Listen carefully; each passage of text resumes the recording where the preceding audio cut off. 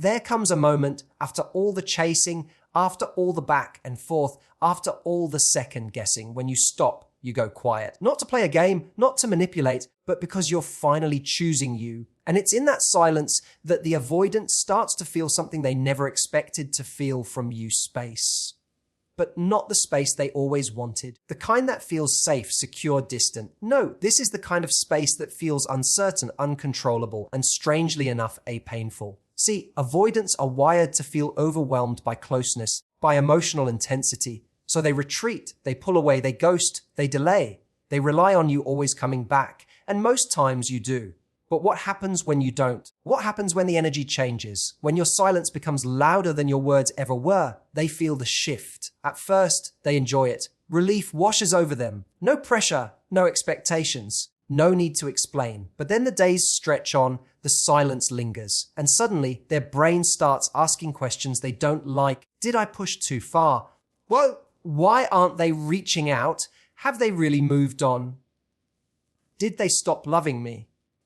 And this is where the story changes. Because when you stay silent longer than they expected, you break the pattern, you interrupt their rhythm, and suddenly they become the one who feels the uncertainty. This silence isn't just an absence of noise, it's a message. It says, I've reclaimed my power. It says, I'm no longer chasing breadcrumbs. It says, I see my worth now. Avoidants don't know what to do with that kind of silence, not because they don't care, but because they built a relationship dynamic where they always had the emotional upper hand.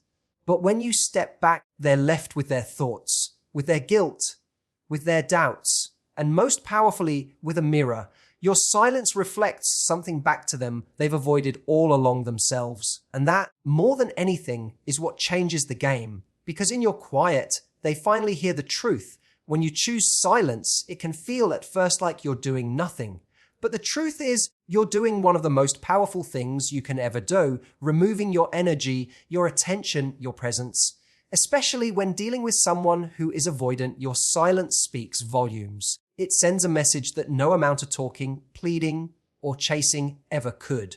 Because for so long, they've depended on your reaction. They've relied on the idea that no matter how distant they become, no matter how long they take to respond, no matter how much they withhold emotionally, you'll still be there, filling the silence, keeping the connection alive. You've been the bridge holding the relationship together.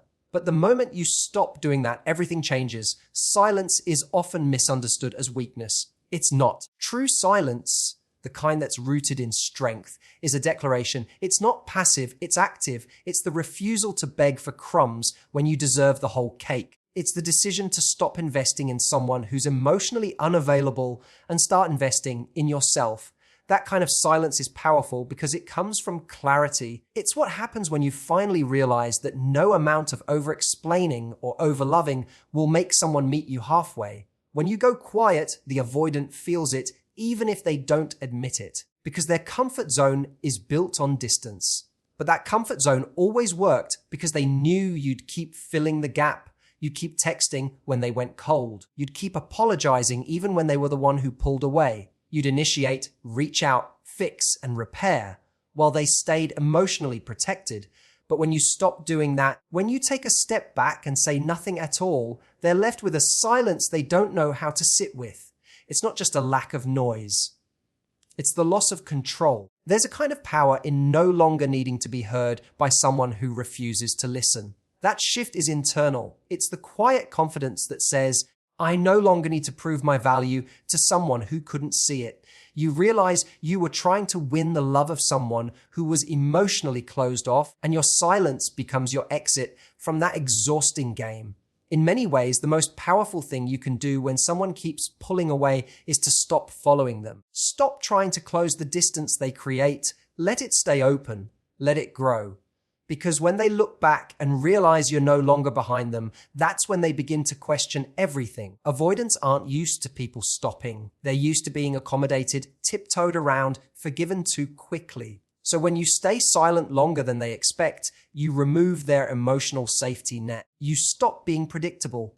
That unpredictability unnerves them. It creates space for the consequences of their behavior to catch up with them. And it's in that space where real reflection starts. If it ever will. Not because you yelled or made a grand statement, but because you didn't say anything at all. You stopped talking, and for the first time, they had to listen to the silence. And that silence was full of everything you were trying to say before. This is why silence is not the absence of communication. It's a different language, one they never expected you to speak. It's the sound of you choosing yourself. It's the stillness that says, I'm done trying to fix something you won't even admit is broken. And for someone who has always expected you to come back, that silence is jarring. It shifts the ground beneath their feet. It removes the emotional reassurance they've taken for granted. It shows them that your love was not guaranteed, not endless, not unshakable. Your silence becomes the evidence that you're no longer emotionally available to someone who isn't emotionally present. When someone with avoidant tendencies pulls away, they often feel a temporary sense of relief. Emotional intensity makes them feel cornered, so when that pressure disappears, they interpret it as freedom. Your silence, in the beginning, feels like space. It feels like the very thing they've been seeking, a break from closeness, a pause in emotional demand, a moment to breathe. But what they don't expect is that silence to last longer than usual. They don't expect you to actually stay silent, because in their experience, silence is just a pause before you reach back out, before you apologize, before you initiate again. They're used to the cycle. You go quiet, then come back, and they feel in control again. That pattern feeds their avoidance. But when you hold the silence longer than they anticipated, that relief slowly transforms into discomfort. At first, they may even convince themselves that everything is fine. They tell themselves you'll come around. They believe they still have time, still have the upper hand. But as the hours turn into days, and the days turn into a week or more, something shifts inside them. The silence that once gave them comfort now begins to echo. And with every passing moment, the echo gets louder. They're no longer enjoying the space. They're now feeling the consequences of it. The absence of your energy, your attention, your emotional investment, it creates a void they didn't prepare for. This is when their mind starts racing with questions they've avoided. They start wondering what you're thinking. Why haven't you reached out? Are you angry? Are you done? Have you moved on? These thoughts creep in and grow louder because avoidants, despite their distance, still seek connection. They just want it on their terms. And when that control is removed, when you don't come running back, they feel destabilized. It's a strange and unsettling experience for them because it challenges the role they've assigned you in their story. They expected you to play the pursuer, the one who fixes things, the one who always returns. And when you don't, they have to confront a new version of you, one that is no longer waiting. That's where the discomfort begins to eat away at them. Because the longer your silence lasts, the more they start to realize they've misjudged you. They thought you'd always be there.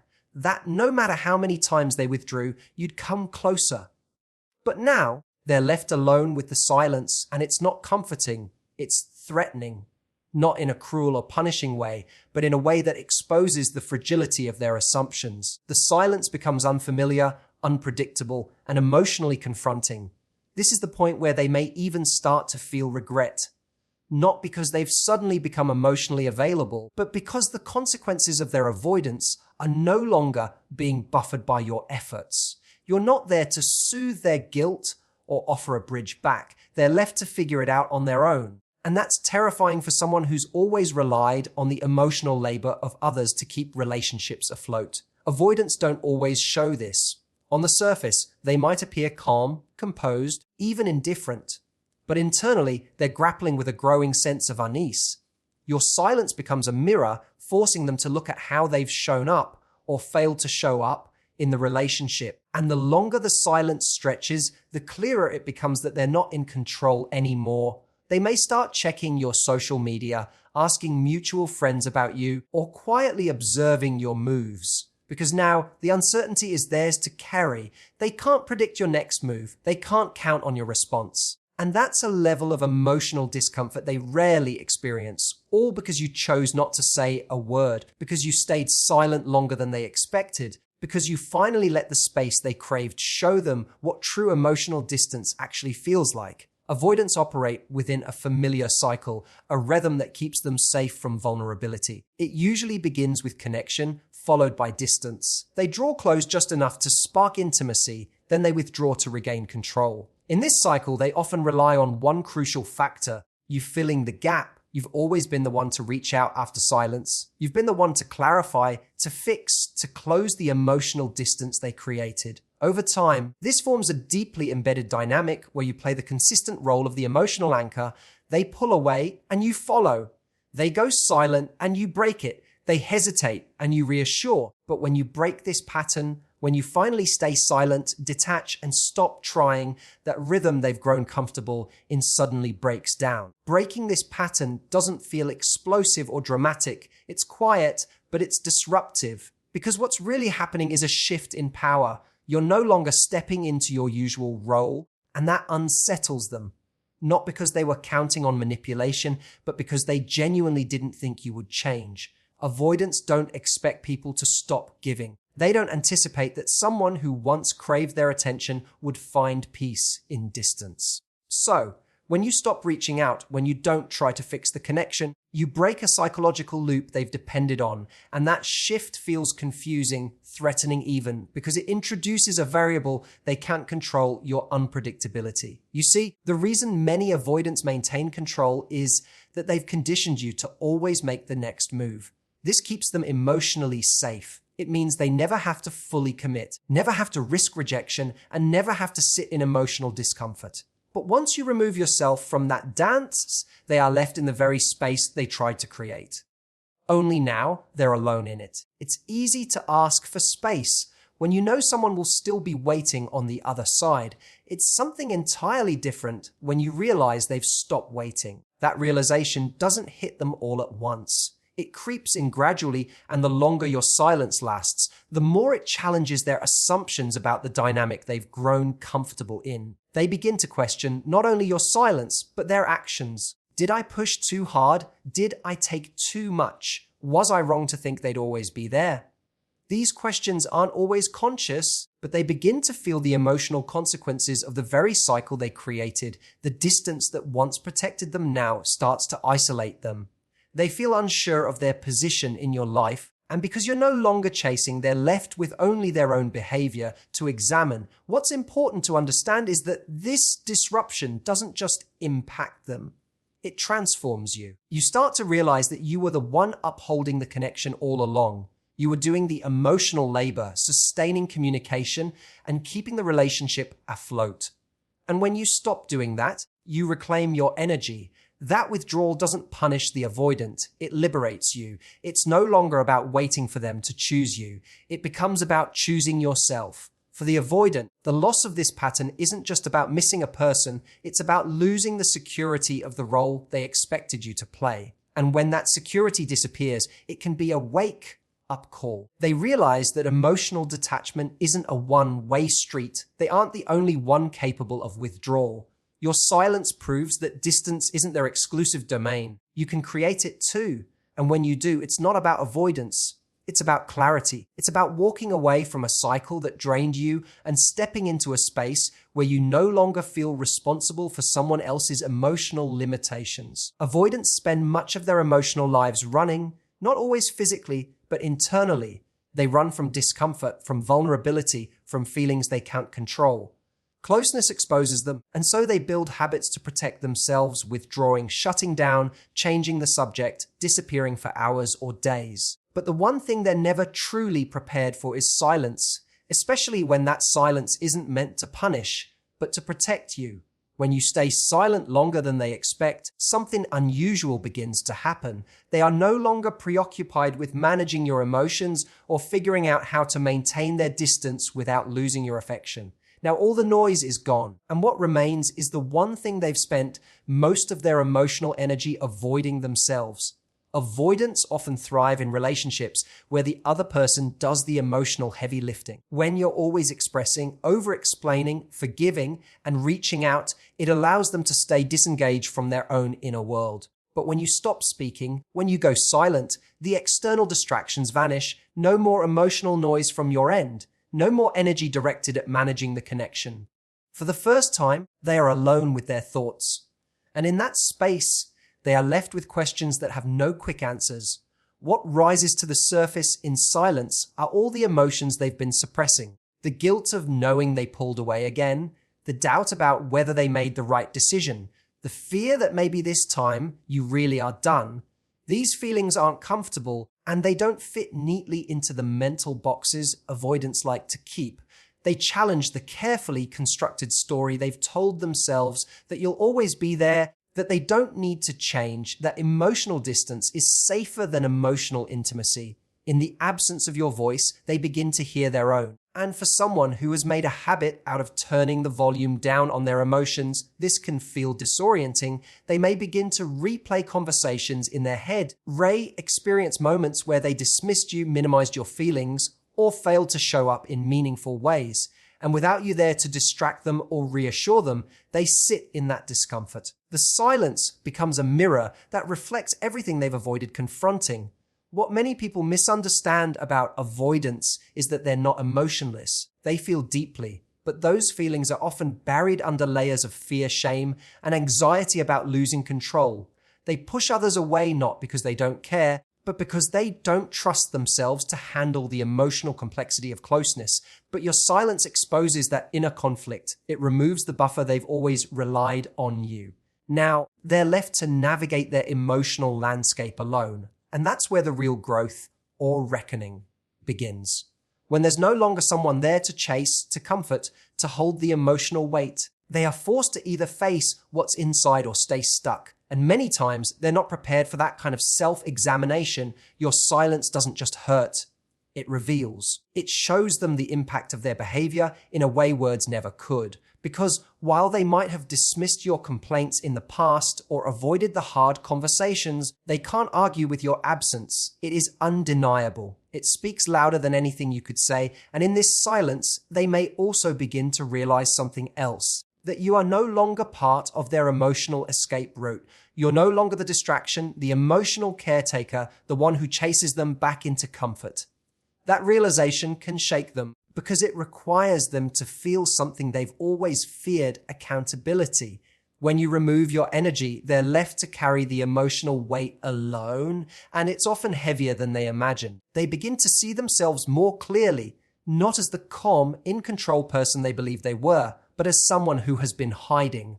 And for once, they can't run. When you've been pouring your heart into someone who keeps retreating, who pulls away just as you get close, it's easy to believe that the only way to be heard is to speak louder, love harder, and try more. But in truth, the most powerful thing you can ever do is to stop, not out of bitterness or revenge, but out of clarity. When you realize that someone isn't meeting you halfway, the most impactful statement you can make is to simply walk away in silence. Because growth, the kind that comes from healing, from reclaiming your worth, is not loud. It doesn't scream or demand. It doesn't chase or beg. It simply is. And that kind of presence, even in absence, becomes impossible to ignore. Avoidants often expect that they'll always have a certain kind of emotional safety net. They rely on the idea that no matter how distant they become, how often they pull away, or how long they disappear, you'll still be there. They've built a quiet confidence in the predictability of your return. You've been the consistent one, the one who understands, forgives, and waits. And because you've played that role so well, they've never truly had to reckon with the idea of losing you until you stop playing it, when you begin to grow, not in bitterness, but in self-respect.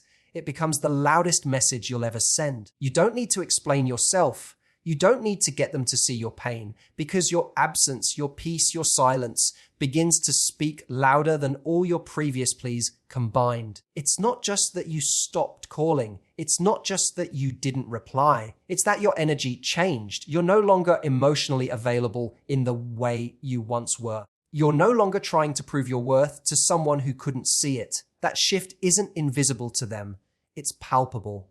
Avoidants feel that change even if they don't say a word. They might not reach out. They might not apologize or chase you down, but inside they register it. Because suddenly the foundation they depended on is gone. And more importantly, the version of you they grew used to no longer exists. You've evolved. You've stopped operating from a place of lack. You're no longer trying to earn love. You're expecting it to be mutual, consistent, and real. That kind of energy is powerful because it forces people to see what they've taken for granted. Growth doesn't look like posting revenge stories or showing off how happy you are without them. It's not about making them jealous or proving them wrong. True growth is quiet. It's unfollowing without a scene. It's not needing closure from someone who never offered it. It's the kind of strength that makes someone wonder where they went wrong, not because you told them, but because your transformation is undeniable. You stop being the person who would always be there, and that realization stays with them. They may not know how to process it. In fact, most avoidants aren't emotionally equipped to admit they miss you, but they do notice. They notice the gap where your energy used to be. They notice that your silence isn't passive, it's peaceful. And they may find themselves thinking about you far more now than they ever did when you were chasing them. Because for the first time, they're seeing what it looks like when someone stops begging to be chosen and starts choosing themselves. Your growth becomes the loudest message because it shows what they lost. Not because you told them, but because they can feel it. You're no longer caught in the storm of their push and pull patterns. You're grounded, clear, and finally done waiting. That is a language even the most emotionally unavailable person can understand. Your healing speaks. Your peace speaks. And sometimes the echo of your silence will be the only thing they truly hear. So what really happens when you stay silent longer than the avoidant expected? Everything changes, you disrupt the cycle, you reclaim your peace. You shift the emotional weight from your shoulders to theirs without saying a single word. Your silence becomes a powerful boundary that they didn't see coming. And in that stillness, they finally feel what you've been carrying all along. This isn't about playing games or trying to hurt anyone.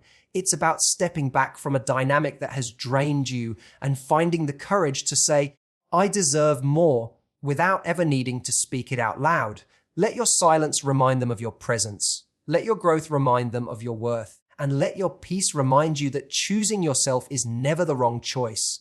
Thank you for listening. If this message spoke to your heart, hold on to that strength. Let it guide you forward. You are not hard to love. You've just been giving your love to someone who didn't know how to receive it. Now it's your turn to grow, to heal, to thrive. Goodbye for now, and thank you for choosing yourself today.